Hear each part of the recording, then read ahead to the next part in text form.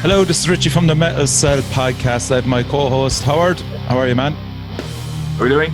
And Shauny Cads, all the way from Dublin. How are you, man? Good, man. Thanks for having me on. Shauny, this is your life. Howard has the red book there alongside of him there. He's going to present it to you there. Oh, yeah. I'm going to go through it in detail. That's the edit book for all the changes I've had to make to any mixes and stuff, I'd say, is it? You know, I love my lists. Signed by Sir Alex and all, but I've Tipex that out, so you won't have to worry about that. So, but yeah, we taught Shauny the value of using lists when making recordings with bands, and I think it's been an interesting process. It's been working with Shauny, going through lists. Yeah, you were the first band that brought up your own board with every song on it, and verses, chords, drums, guitars, everything there. So yeah. This was Partalon, yeah. That was Magna Pina. Oh, Magna Pina. Okay. Have you recorded with Shauny with Partalon as well? You have, of course. Yeah, we recorded Follow Me Through Body with Shauny. Yes. 2016 was the Maybank holiday weekend. Plug. Vinyl. Come on, Howard. Come on. Setting stuff up for you. And here we go. Here's the vinyl version of that recording. Wow. That's one of Shauny Cads. What colour? My copy, is it hard? Let's find out. Your copy's in the post. Drum roll, please. Purple. Purple, man. Yeah, nice. They look great. Came out amazing, didn't they? Yeah, they came out really nice. Very happy with them. All different colours. They're all individual colours, so there's no set colour, if you know what I mean. Yeah. It follows a spectrum of 4 colours. It's yellow, purple, blue, and green. But everyone is slightly different than the next. Yeah. So me asking you for purple or pink, and you. Yeah, I mean, if you ask for purple or pink, we'll kind of push it towards that direction. You know what I mean? There's some in there that have that shade, if you know what I mean. Okay. But you send a note with the order, we can make it as close to it as possible. Yeah. But nothing is exact. Nothing is exactly purple or exactly green, which is completely different from what I said a couple of weeks ago on this show. Contradicting yourself already. Consistency of information has been fantastic. Do you know what now? Every color is different. Do you know what now? I'm so bad now at merchandising, right? I bought Tombs put up a pre-order. Colin Bulger, shout out to Colin, fantastic design on their new T-shirt. So so I put in an order, bought a large one, and then the other day Tombs put up it again. Final pre-orders for the T-shirts, and I went, shit, I never bought a T-shirt. I bought it again. So Alex is there going, for fuck's sake, and then Zella Cuddle to then put up the back patch, and I'm there going, Christ, did I get that back patch? I know I got something with wings from them. It's just fucking crazy. Yeah. It's the time to be doing it, I suppose. You know, it's sport bands as much as possible. You know. Oh, fuck it, facts. This is it. Merchandise is keeping us all alive at this point, you know. Yeah, that's it. And what's the story with you, Sean? Are you busy now again, or have you never stopped, or? I guess I did stop for a couple of months around March, you know. I think I heard Howard mentioning it on another show, but I couldn't really kind of get into the studio too much to get mixing and stuff like that, you know. So in the end, I kind of set up my own little space at home, a nice little space. Now I've kind of mixed a couple of things there and it's great. But but I started getting busy again around June, July. And since then, it's been all go really. Like I have a fair amount of stuff on now. I've just finished with Malthusian recording their new split with Suffering Hours. So that's actually been mixed by one of the lads in Suffering Hours. So it's gone to him in America now already. Oh. Next, I think I'm in with Abigail Williams Bryan from Cork, actually. Yeah. So bass for Abigail Williams album again. But tipping away, like, you know, mixing. Is the Dread Sovereign one done? Yeah. Dread Sovereign is done, yeah. Dread Sovereign was, mixed by Ola in Sweden. And should be coming out, I'd say, early next year. I heard around February, March, you know, but it's great. I've heard it and it sounds cool. You know, it was mastered by Chris Commons. It sounds really nice. So I'm very happy with that. Yeah. And it's great to see that you're busy, Shauny, because it's one of those concerns you have for people like yourself. Yeah. You know, with a pandemic, you could be in real trouble. But it's great to see that you're ticking over at least, you know? Exactly. Like, it's hard to kind of predict, I guess, when it all happened, whether bands were going to kind of keep recording or what they were going to do, where they're just going to keep writing. But no, I'm solid now. Like, I've got a good bit of work on, and I'm kind of, you know, tomorrow now I'll be doing the Magnapina stuff. We'll get that finished for you, Howard. Yes. Yes. Did you have to make much changes to the studio to, like, were you kind of told to regulate which various, you know, safety concerns and shit like that? Well, I lecture in this college as well, so I've been kind of very versed on the whole safety aspect thing. If I was to move my screen around here now, you'd see there's wipes everywhere and there's gloves and masks and all kinds of stuff, you know. So even when I'm teaching, I have to wear like 2 masks. I have the one on my face and I have the visor as well. Jesus. Yeah, well, that's if I'm close to students, but if we're a certain distance from one another, then you can kind of take off one or the other. But yeah, it's similar with bands in, you know, there's like sheets they have to sign now and stuff like that to say that they have no symptoms and all that, and anyone who comes in has to sign those sheets as well and stuff. So yeah, you haven't gone down the route of heat sensors and stuff like that. No, not yet. Apparently they're cheap enough to get. I don't know. I'm not sure. Yeah, I've heard that. To be honest, it wouldn't surprise me. You know, but we've been teaching online as well and stuff like that. That's kind of kept me going over the lockdown as well. You know what I mean? So yeah, the joys of Zoom, man. Fucking hell. Yeah. It's not unfamiliar to me at this stage. You know? So are you moving between studios, Shauny, regularly? Are you still in Last Light Recordings? That's one studio? Is that in Temple Bar? Yeah. Like Last Light Recordings technically isn't a studio right now. It's just always been the name of my production company, you know. Okay. This studio I'm in here, Sun, is typically my base. This is where Partholon recorded. This is where Magnapina recorded. You know, it's a kind of underground studio. It's like a little dark cave. It's got a lovely sounding live room in here. We did Partholon all separate, but we did Magnapina live in here. And, live room, yeah, it's great. It's the perfect place for it. Really is. It's class, yeah, and it's right in the kind of centre of Temple Bar, you know. Whether that's a good thing or not, I don't know, but yeah, I kind of work from here a lot, but I'm in the process now of looking at a place. Me and another lad, Dara from Invictus, we're looking at a place up in Ranelagh there the other day. So hopefully we might take it on and have a kind of base for Last Light and Invictus Productions, you know, which would be a nice kind of hub. I know Ranelagh well. There's a lot of old buildings up there, nice red brick buildings and all. It's nice, yeah. Did I say Ranelagh? Because I meant to say Rathmines. Near enough. Close enough, like, but yeah, it's actually it's up off Leinster Road in Rathmines, you know. Okay. So a nice area, like, and the building looks very promising. So I'd say Last Light Recordings could become Last Light Studio now in the next few months, you know. Fingers crossed. Yeah, it would be, yeah.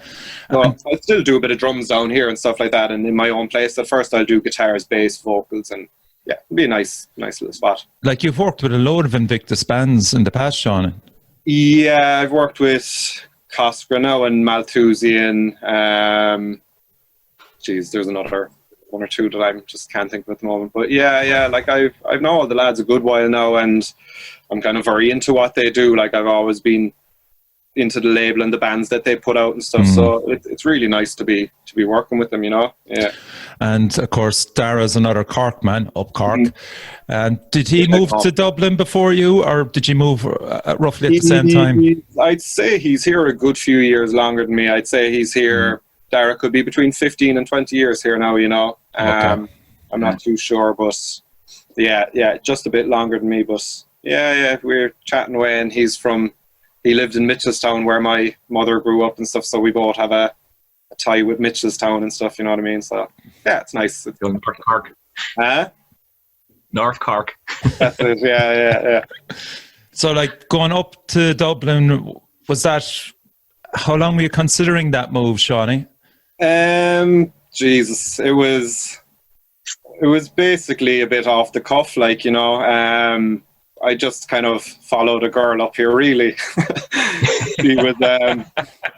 She was doing a course in UCD, you know, and I was like, I always kind of wanted to do something sound related. So yeah, I applied for the sound training college where I'm still working now, and did the 2-year course there. And I kind of expected then I might move back to Cork and start recording. But they kept me on around the place when I finished first as studio manager, and then just doing a bit of part-time lecturing and stuff like that, you know. So after that, once I got a few bands in, it kind of snowballed, and I got, you know, solid work every year, so I kind of stuck at it up here. And yeah, it's good to be getting the Cork bands coming up here now as well. Like, you know, hopefully a few more follow suit. Yeah. Your name regularly comes up in the show, to be fair. Cork still this guy here alongside me. How did you meet? Geez, we would have played gigs years ago, I'd say, when I was in Modern Soul. Modern Soul, yes. Yeah. And what was the other one? 75 Cars. 75. I wasn't in them, though. That's Kevin's band, yeah, 75 Cars. Yeah. Shout out, Kevin. I remember the two lads on guitar in Modern Soul were just fucking phenomenal at the time. Yeah, the twin solos, yourself and Eamon. Yeah. And it was a real step up coming in, watching a band in Fred's, and the two boys were just harmonising over each other for 6 and 7 bars here and there. It was fucking class. What kind of music was that? Was it death or black and metal or what? No, it was more kind of it was kind of influenced by bands like Converge and Mastodon and stuff. So it was kind of, I suppose kind of metal hardcore. I just don't want to say metalcore, like, but it probably was metal hardcore. Yeah, but no, it was, like, to be honest, it was just a great laugh. The band. It was the two lads from Ghost of Medina, Kieran and Dave as well.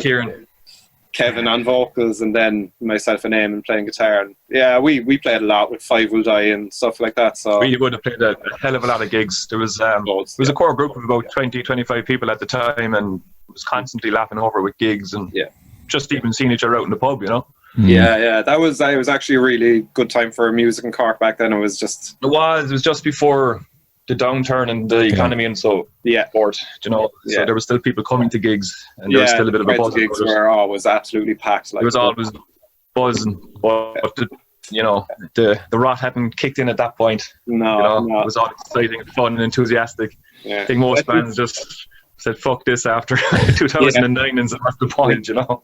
I think then when the first time recording, I think I approached Howard. I think after seeing Partholon, I think I just went up to you after the show and I was like, man, come up to Dublin and record. And that was kind of... It was a show in Cork, I think, wasn't it? And we were chatting afterwards. And I think you said something about capturing what we were doing live and bringing it into the studio. I don't know, you were saying all the right things and at the right time. Well, like, from an engineering perspective, I'd always love people like Steve Albini's work. That's just that exactly no matter, like, you just put up mics and kind of get the instrument sounding good, and whatever happens then, you know what I mean. Like, I'm never... But it was rare to find a sound engineer that had the same references we had, if you know what I mean. Yes.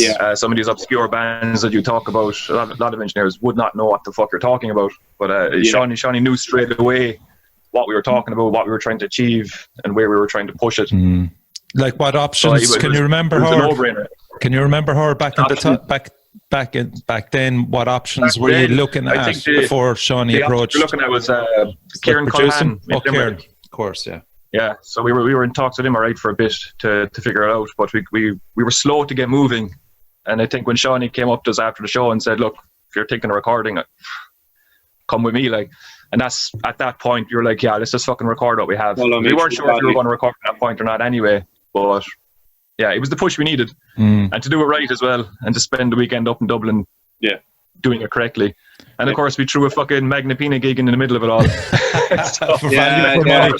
to fuck off for a few hours and play a gig and come back and do vocals. They took the snare that we had set up, and it came back. Not quite sounding the same, and I believe I wasn't too happy the second morning. That's right. We spent about 4 hours fixing the snare. Jesus Christ. That snare sounded beautiful, and then it just came back. It must have been... Shout out to Ed. Well done, Ed. I was just going to say it. You beat me to the punch.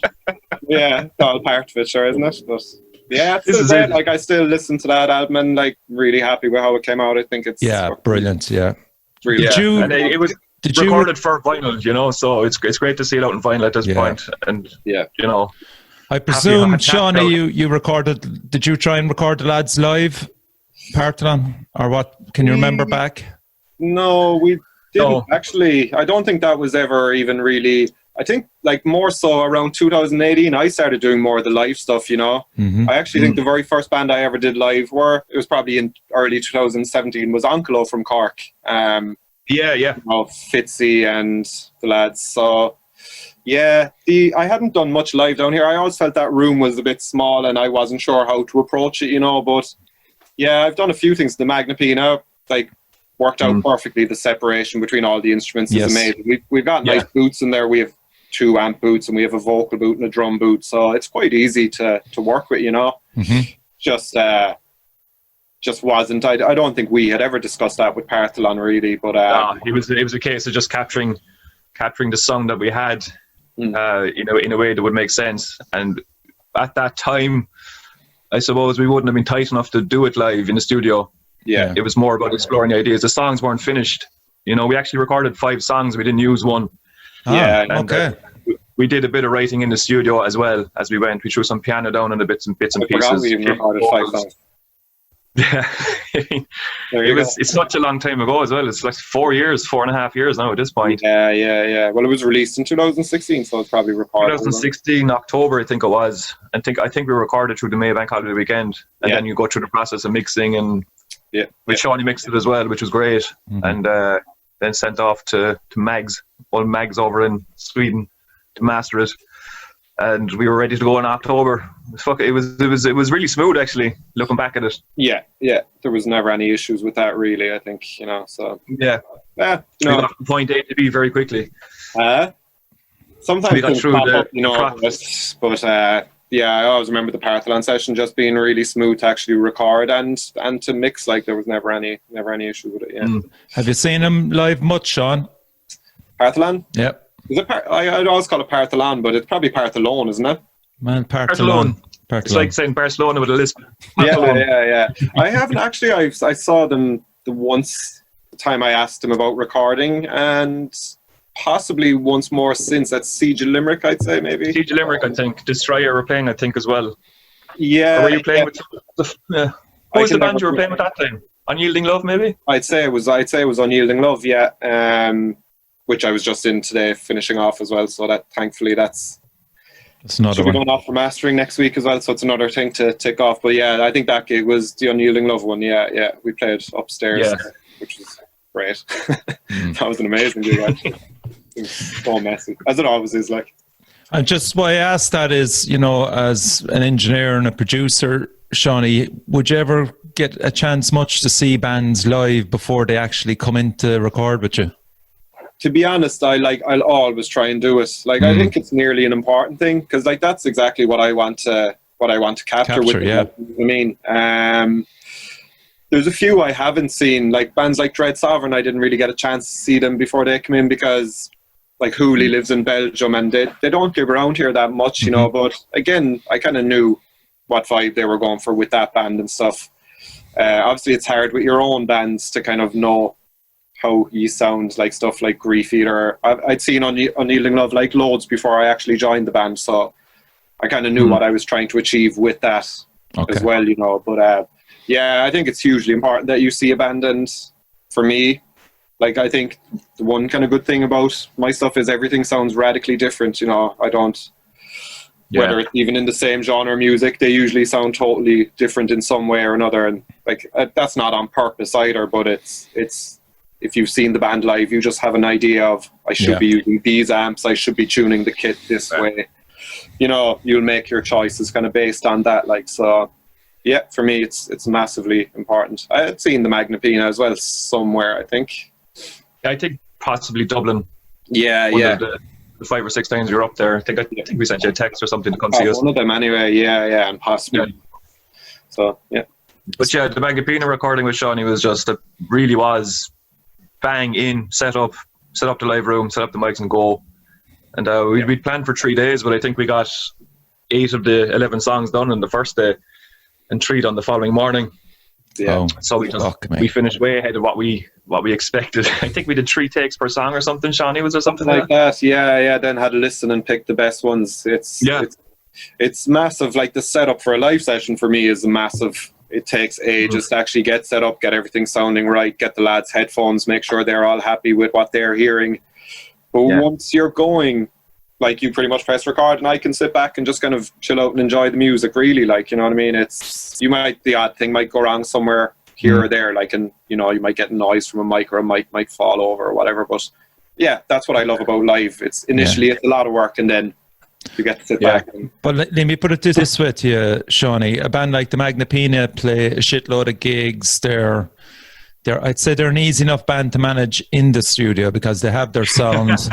They're fucking the songs played to death. From a perspective, possibly, but from a personal perspective, I didn't say personal. I know you well enough.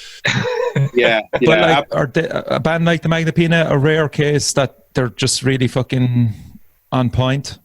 Yeah, like the lads are extremely tight, like from just every single one of them, you know what I mean? There's no issues anywhere. They know the songs well before they come in and stuff like that. So yeah, that's always easy, you know what I mean? But sometimes you do get, I don't really mind it too much, you know what I mean? But you'll get live bands where maybe someone might be a little sloppy on their instrument, but then in the context of the whole mix and stuff, it's fine. Like, I don't go delving into it to fix every little mistake. Like, you know, if we listen to it as a collective and we're all like, that just sounds cool, then generally you're kind of happy to roll with that. Like, you know, yeah, the Magnapina stuff was very straightforward. Like, the only thing we overdubbed for that, I suppose, was the vocals, really.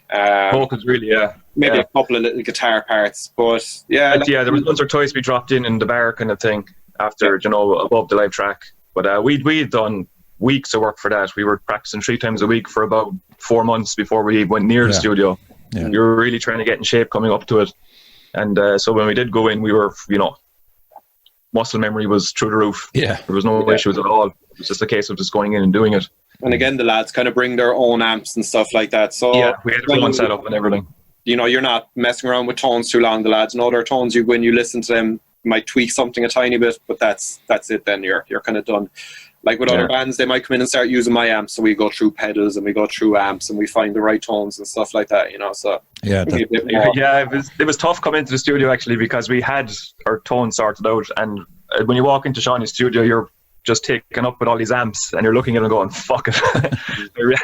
I'd love to try that one, you know? Yeah. And have that discipline to say, no, we fucking spent time now getting this right. Yeah. Don't waste 6 hours playing the fucking Orange 120, you know? That's a different rabbit hole. I don't think you can, if you have something like the Marshall and the 5150, even if you just have them 2 amps, you're pretty much covered for nearly every genre of heavy music, you know? Yeah. If someone wants to come in and do rock and metal stuff, like the Marshall all the way, and if it's anything heavy, then just get out the 5150 and you're laughing. Like that. And do you have a system as well, Shauny, that you kind of find is easy for you?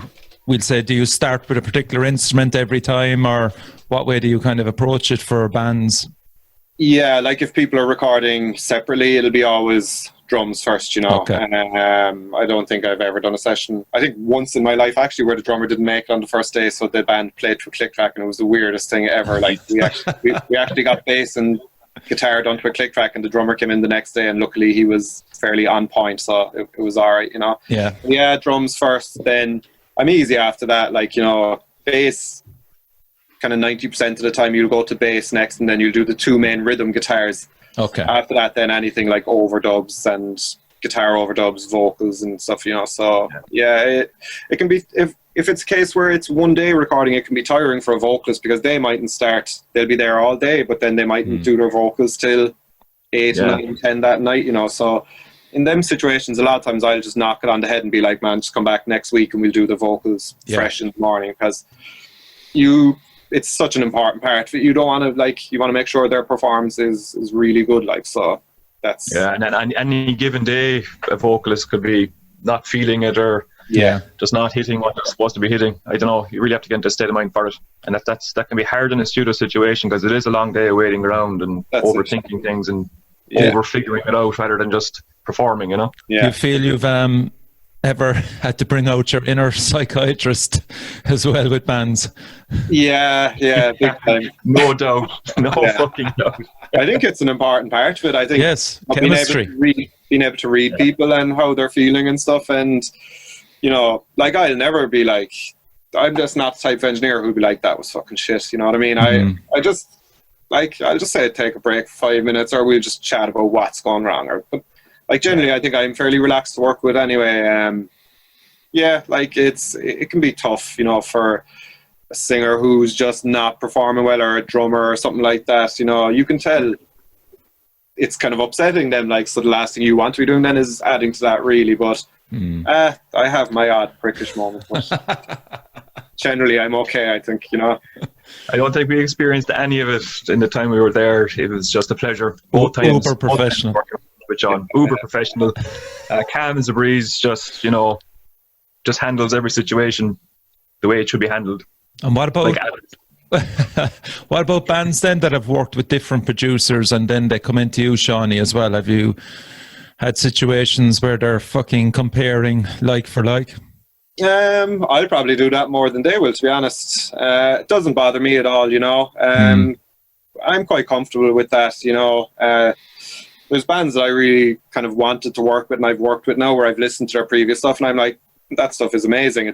I think it's recorded really well and mixed really well, and the final package was class. Like, but yeah, it doesn't bother me. I'll always have a listen and see what was done before, and then we'll maybe chat about, is there anything they want to do different with it? Yeah.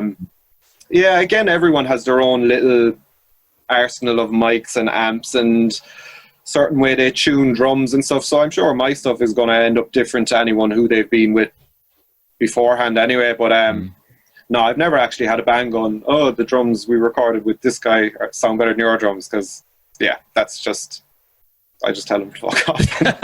Nah, they've all been cool. Like, you know, I think people come to a different engineer for a different experience. Yeah. Anyway, that's, like, for me, if I wasn't an engineer, I probably might, you know, move around a few people, and then if you find someone you like, grand, but I certainly wouldn't be comparing and contrasting different engineers and stuff, you know. But I think a lot of musicians, Howard, if you find the right producer engineer, you stick with him. He has your sound, and you don't deviate, really. It really depends on a lot of context, really. But I think I was speaking about this before. When you do find someone that knows, it just breaks a kind of a language barrier. There's very little over-explaining where you're coming from or what you're trying to achieve. And with Shauny, it's a case of Shauny knows what you're looking for instinctively. Yeah. And he's not bullshitting you and pretending to know. He gets the references you're talking about and the methods you're talking about using. And there's very little of that figuring out between each other what each other wants, you know. But what Shauny wants is for us to get the sound that we want, if you know what I mean. Yeah. And he's very good at just letting you do your thing and weighing in when he needs to weigh in, as opposed to just for the sake of it, like, you know. Yeah, of course. There's no wasted conversation, you know. It's really, really efficient. Like, you don't get everything right all the time, you know. I've no bothers coming back in reamping guitars or doing something to, like, if I'm mixing something a month down the line and I'm not happy with something, I won't just be like, well, this is the way it is now. I'll probably do something about it, like, and whether it's a month down the line or 3 months or whatever, I'll come back in and make sure it sounds the way I want it to. So yeah, I think with bands like that, you have to be patient. Anyway, I think at the moment, anyway, everyone is kind of taking their time. We feel weird, like we'll have the Unyielding Love stuff finished, I'd say, in about 2 weeks, but we're kind of like, should we release it or when do we release it? You know what I mean? It's a strange time. There's no rush with these things anymore, is there? No, not at the moment anyway. Like, it's terrible to be releasing an album and not be able to gig it, like, you know what I mean? That's so. Yeah, you had some great memories though down the Siege. Have you gone many times down there, Shauny, as a fan, more so than playing in the band? I feel bad now because I haven't actually. No, I've been there 5 times and it's been playing with 5 different bands. Like, I'd recommend go as a fan the next time. yeah. It's actually great being there as a fan, because, you know, not having the. Well, I'm there as a fan as soon as our set finishes. I'm there as a fan, and I'll be as drunk as everyone else there. Like, but yeah, no, it's a great. I particularly enjoyed, like, the last one was actually Unyielding Love's last show, and it was fucking amazing. It was a real fun one to play. Like, it was so packed upstairs, and was it, what time were you on it? Was it 8 or 6? Was it? It was early enough. About 9 or 10. Actually, was it? I think. Okay. Yeah. We were like, very hazy day. I know. Yeah, there was a perfect time for us because, you know, you can kind of still enjoy plenty after then as well. Like, to be honest, you must be one of the last bands on upstairs, actually. Jesus, you must have been, if that's the case. Well, there's, I think, Malek and Senzar ran after us. Maybe that was, and then one more band. There was a real late band on as well. Then I think there was Connect from Belfast or something. But yeah, there was 2 bands on after us, and then them lads. But it gave us plenty of time to kind of just chill out and enjoy the rest of the stuff then. And it's such an important festival. Not only for fans, obviously, for bands as well. Like just the talk and get even business your way as well. Yeah, just the mixture of genres there as well and stuff. You know what I mean? You've got a bit of everything, and the headliners the lads get in these days are amazing as well. Like, the two boys, fair play to them. It's like I always have a great time down there anyway, and love playing it. Like, you know, so yeah, it's a real meeting point for people as well. You know, bands to get together. I also meeting the lads in Cork that I haven't seen in ages. Like the last time, me and Liam. You always see somebody you haven't seen in a while, and fucking Brady and Hughes. The last time we were out the back, fucking smoking and drinking for about 3 hours. Were you down? Were you down for the Invictus one? 20 years of Invictus, Shauny, no? I wasn't actually, no. I just don't think I got. Was that the one that was in the church? Yeah. The church, yeah. I just don't think I got tickets for it, you know. Yeah, hopefully now that kind of stuff will be easier. Yeah, that was immense. No, I didn't get down for the Friday night, but I was there for the Saturday. I was the Saturday. The siege would be the Sunday. The siege would be Sunday, so it would have been the Saturday night. Yeah, and I did a live podcast that day. So I was with Dara, interviewed Dara and a few lads from Gospel of Horns and Malthusian, and Jesus, it was daunting enough. I had around fucking 9 pages of research. It's like, fucking hell. In front of around 60 or 70 people. But yeah. But it was cool. It was a great fucking... it's just they always put on good shows. Yeah. It's to be honest, I've been to most Invictus shows up here over the last kind of 5-6 years. I've been at nearly all of them. You know, I just couldn't get down to that particular one, which was a pain. But in hindsight, it's kind of like, fucking, you wish you went to every single gig over the last couple of years. You know? Yeah, fucking hell. But like, how long are you doing it now, Shauny? 10 years, like since I moved up here, really, I guess in 2009. I'd kind of messed around with stuff down in Cork a little bit, you know, but yeah, I guess I came up here kind of fresh enough, really. But once I moved up, I kind of just fell in love with recording straight away. I remember like the first year of the college course I was doing, I pretty much lived in the studio all summer. They used to just let me go in there the whole time. And I was kind of learning, you know, I was kind of at home on YouTube learning about things and then going in, putting it into practice in the studio. And then luckily enough, I suppose, because I played in bands, I kind of got to know a few bands up here straight away that were just like, yeah, we'll come in and record at you and stuff. And kind of took off quick enough, you know, but I feel just the last couple of years it's the busiest I've been now, and it's kind of recording more stuff that I want to be recording as well, I guess, you know what I mean? So yeah, 10 years now, going on 11, I suppose, but still relatively, I don't know, is that new to it? Maybe not. But it's still like I moved up here yesterday. Like, it's still cool that you're still involved in bands. I mean, like, shout out there to Grief Eater. What a fucking release that was, man. Yeah. Took everyone by a sideswipe, like Jesus Christ. Yeah, they're great lads. Yeah, we had good fun mixing that. Like, a lot of times we went into mix and there was just fucking Guinness flowing. All we do is go in and probably turn up the kick drum and drink 10 cans of Guinness and leave and be like, did we do anything last night? No, bollocks.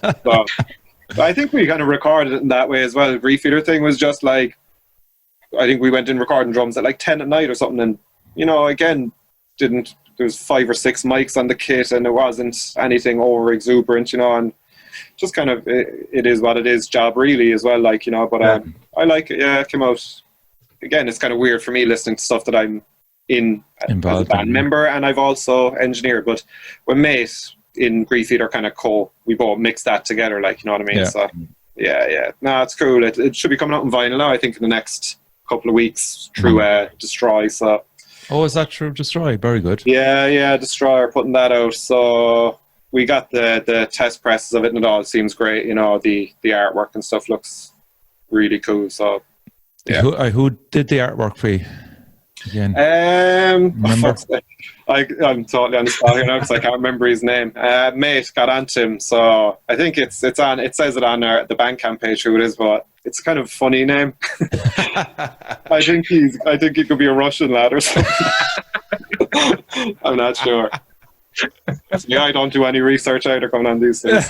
But, yeah, no, it's cool. Like it suited the vibe of the album and stuff, you know, and yeah, just happy with the whole thing as a whole package, really. So. And what about Obstacle? I don't know anything about them. Yeah, Obstacle is a funny one. We put out like I think it was 7 tracks about, Jesus, must have been 2012, 13 maybe. It's probably actually way later now. Like, then our bass player moved to Berlin, so we kind of did. We played the Power Trip show in Dublin. That was our last show. But we had loads of songs. We pretty much played like a whole batch of new songs at that Power Trip show, which were kind of more punky, like ceremony kind of vibe. We were all kind of enjoying playing that, you know. So last year, me and Ado and Carl just came into the studio here, and we just bashed out the drums and guitars live together, and got Carl in to do the vocals a couple of weeks after that. So yeah, it's in the pipeline, the new EP with that. So yeah, again, it's just kind of punky, ceremony, power violence-y. But, You're a busy man, Shauny. Yeah. Is there any Irish release at the moment that you're not involved in? No, I don't think so. Nah, it's a busy period. Yeah, like fucking hell. Since lockdown, I've kind of, I think the Procession of Spectre stuff went out a few weeks ago. I'm just finishing up Chewing on Tinfoil as well, who are a Dublin punk band. There's something else I'm doing as well at the moment. But yeah, I'm in with a hardcore band, Bitter Pill, as well the week after next, and then Costra start recording the actual album. So yeah, it's all, Christ. All nice and. It's great, so man. book now to avoid disappointment later, I think. Yeah. Well, we'll see now. Hopefully, when I get the place set up myself, it'll continue to be busy. You know what I mean? So I think that's why I'm trying to do it now, because it's a good time to be looking for. I presume there'll be a bit of figuring out with that new place as well, Shauny, just in terms like of getting loads, even if we moved in the next month or so, I don't think I'd have it ready to go until like January, February next year, and I'm not in any rush with it. You know what I mean? I'm going to take my time and get it set up exactly how I want it, and we'll see how it progresses then. You know what I mean? Being it in Rat Mines, it won't be fucking cheap anyway. It's all right, actually. You know what I mean? It's not too bad. When I started looking, this year was the kind of year I decided I'd try and get my own place, and I was expecting unbelievable prices, but I've kind of been, a bit shocked at how, reasonable commercial space is actually to rent up here. It's not bad, and especially sharing with someone, then you're that's very surprising. Yeah, it is really surprising. So like Rat Mines has always traditionally been like kind of where the students stay, and Ranelagh then is way up market. When you said Ranelagh, I was going, fucking hell. Moving up. This guy's won the lotto or something, and he's not telling us. Dara's old shop was in Ranelagh, all right, like, you know what I mean? So he's not moving too far, really, but we'll see what happens. I'm saying it like we actually have the place, but it's still kind of in the process of possibly happening. It's looking good, put it that way, So. Like a sitcom couple. Yeah, exactly. Situation comedy. Just more tattoos than a sitcom. And as well as that, Sean, like, would you offer bands advice as well on budgeting costs for recording and stuff? Is that part of your I spec? get, like, I'll always try and do things for bands in the best way that suits their financial, whatever outlay they want to put on it. So yeah, I'll always kind of, again, this is a kind of big thing about having my own place, because I'll probably be able to do certain days a bit cheaper there as well, you know what I mean? But yeah, like, I'll always try and put together some package that reflects their financial state,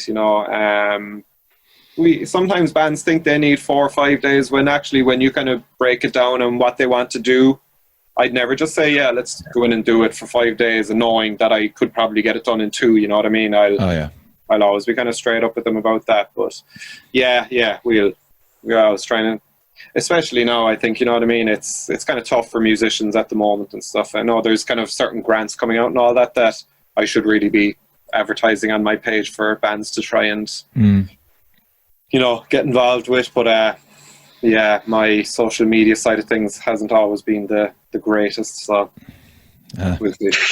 We'll try and improve on it. That's a whole different animal, man. If you're up the walls and busy, fuck it. Yeah. That's always going to fall by the wayside. Simple as Time that, as well. It's get up a few pictures of some nice amps and stuff like that. Take pictures of your breakfast, Shauny. Yeah, breakfast. vegan sausage rolls. Yeah.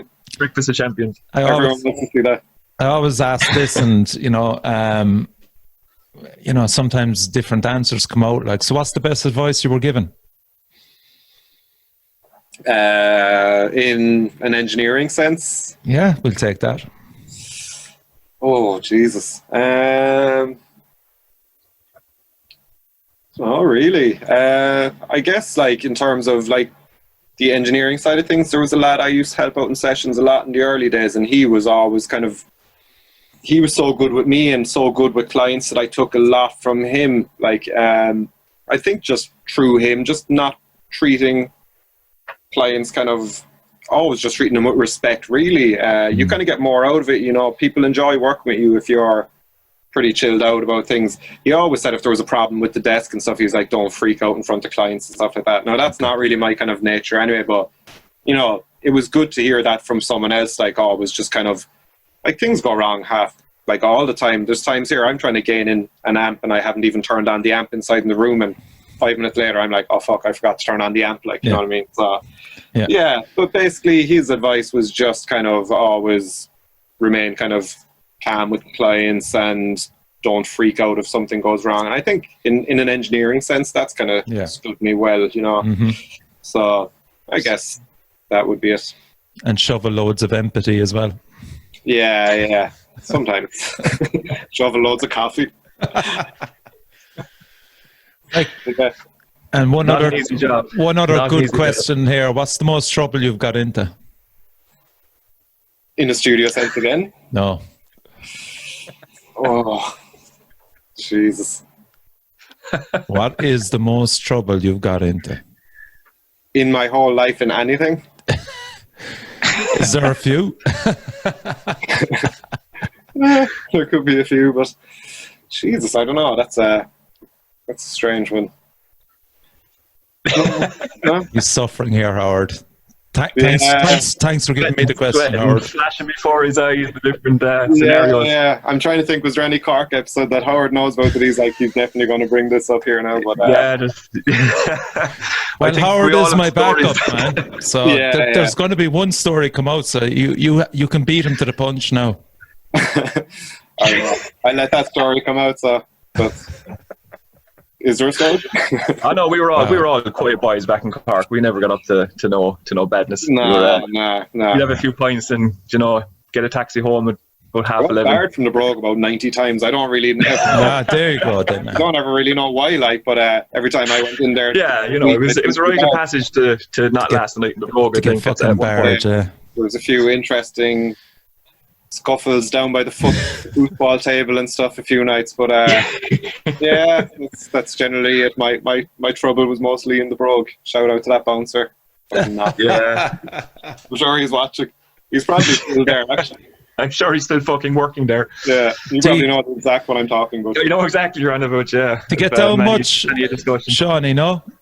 I guess not as much now as obviously with what's going on. I don't get down. Oh, obviously, at all, really. I was down for the first time there a few weeks ago, and that was to collect just an amp for recording Malthusian. But it was nice. I got to go home and hang out with the parents for the weekend and stuff, so it was cool. But I'll try, generally I'll get down probably 5 or 6 times a year, when it's normal. Every couple of months I'll head down for a weekend, so there's always some reason. You were kind of aware then of the way the Cork scene was developing over the last 3 to 4 years. You were keeping an eye on it. Yeah, it's cool to see, actually. There's some, obviously, we're kind of blown away by bands like God Alone when they first came about. Grief Eater played a show with them, and they fucking blew us off the stage. It was what the fuck? But The Grief. No, we played Grief Eater played a show with God Alone. Oh, right, okay. Yeah, they because were so fucking good. Like that, I was like, I'd want to go on. yeah, we're fed up of praising them on this show. yeah. But no, like that band now. Talking in circles at this point, really. There's some good things. There's some good things popping up. I can't wait for the Grief's new EP as well. That's I coming like out the now. sound of that. I like the sound of that, and I think that's the lads from Procession as well that I recorded, the two brothers. And John Murphy as well with Faroon. Yeah, that Faroon stuff has just come out too. So yeah, it's a great time, man. Yeah. There's a lot going on. It's one of the few times it's been difficult to keep up with it all. Yeah. It seems to be nearly kind of going back to the way it was now. Yeah, when you had a spattering of bands who actually never played with each other, or Yeah. Whereas for about 10 years, everybody knew everybody. When we used to just play, like, you play gigs with like Hope is Noise and Revolution of a Sun. There was a real crossover of all different types of bands playing together. It was never a gig with just 5 metal bands. It was always 5 different genres. And that had its pitfalls as well, I guess. But it was fun. Yeah. It was it really spread influence across things, which was kind of cool. I think you're seeing the result of that today. I'll eat your face, and I'll give a shout out to Barry, the boy, handsome Barry. He was supposed to be here for this. We offered him a shitload of cans, but it's his birthday today. So happy birthday! Yeah. I was wondering. All right, I was expecting to see the head here, and hoping you could replay that amazing. Different podcast if Barry was here. Oh my god! That ice bucket challenge video for the whole thing, like that. Oh man! Beautiful. Yeah, that question would have been way more relevant in relation to what trouble you got. Have you gotten? Yeah. This is it. I was only thinking of that on the way back. I was jamming earlier on, and on the way back from that, I was thinking of the stories that we could probably discuss. Yeah. It's a very small list, like. But it'd be no better man than Barry to lay it out, like. No. So, Shauny, if people want to get in contact with you, what's the easiest way to find you, my man? I just guess most people will contact me now on Instagram, on Last Light Recordings. Same with the Facebook page is just facebook.com/Last Light Recordings as well. Okay. Like that's generally now Facebook is most of the times I get kind of messages on, but I don't have any. Again, I'll probably try and set up a website when the new thing kicks off and stuff, you know what I mean? But if people are looking to get in touch, that's the best way. Yeah, and it seems like people aren't having trouble getting in touch with you anyway because you're so fucking busy, you know. Long may it continue now, you know. It's definitely a good period, but we'll see what happens over the next few months now. Yeah, cool. Yeah. So, Shauny Cads, thanks a million for coming on the Metal Cell podcast. Much appreciated. Thanks. Great to see you, man. Take it easy, lads. Yeah, and as I said, check out all these stuff on social media, and please subscribe to the show. It'll be on YouTube and as well as Spotify and iTunes as well. Thank you. Cheers. Cool.